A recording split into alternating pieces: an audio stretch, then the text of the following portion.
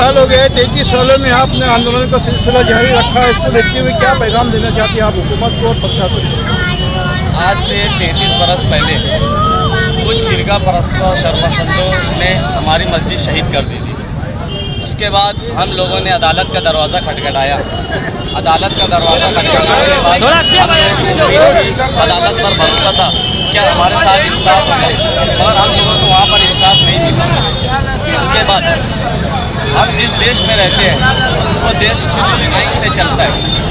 आइन ने जिसने आइन बनाया है डॉक्टर भीमराव अम्बेडकर साहब ने, उन्होंने आइन के जरिए हम लोगों को ये हक दिया है कि हम लोगों को अपना हक और जो इंसाफ के लिए एहतजाज करके हम अपना हक हासिल कर सकते हैं। आज लोक संघर्ष समिति 33 सालों से एहतजाज कर रही है। हमारे बाप दादा एहतजाज करते थे, आज हम एहतजाज कर रहे हैं। इंशाल्लाह आइंदा हमारी नस्लें एहतजाज करते रहेंगी। जब तक हम लोगों को इंसाफ नहीं मिल जाता, इंशाल्लाह हम लोग एहतजाज करते रहेंगे। हिंदुस्तान की अदालत आलिया का फैसला हो गया, उस पर आपको क्या बोलना? हमारी ये आगे मैं बताता आपको कि असल में जो ये मुद्दा है ये एक धार्मिक मुद्दा नहीं है, अब ये सियासी मुद्दा बन चुका है। बाबरी मस्जिद का जो मुद्दा है वो सियासी मुद्दा, और आज जो एजेंसियाँ हैं और इंसाफ के लिए जो बैठे हुए लोग हैं वो सियासी दबाव में काम कर रहे हैं।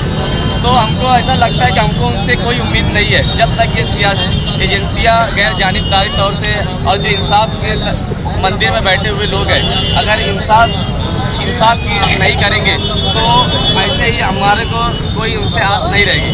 जब इंसाफ के मंदिर में जो लोग बैठे हैं अगर वो सही इंसाफ करने लग जाए तो इंशाल्लाह एक न एक दिन हमको ज़रूर इंसाफ मिलेगा और बाबरी मस्जिद दोबारा उसी जगह तामीर होगी।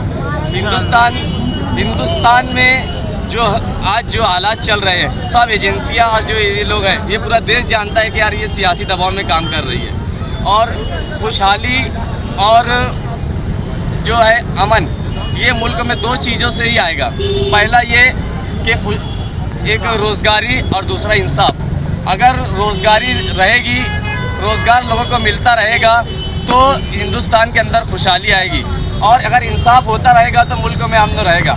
और आज ये दोनों चीज़ें हमारे मुल्क में देखने को नहीं मिल रही है। ये आगे के लिए बहुत ख़तरनाक चीज़ है। हम आपके चैनल के माध्यम से हुकूमत को यही करना चाहते हैं, बुनियाद पे फैसला नहीं देना चाहिए, लो पॉइंट पे फैसला देना चाहिए। हम लोग तो यही डिमांड करेंगे कि यार हुकूमत से कि जो है इंसाफ दे हमको, और बाबरी मस्जिद उसी जगह पर तामीर कर रहा है।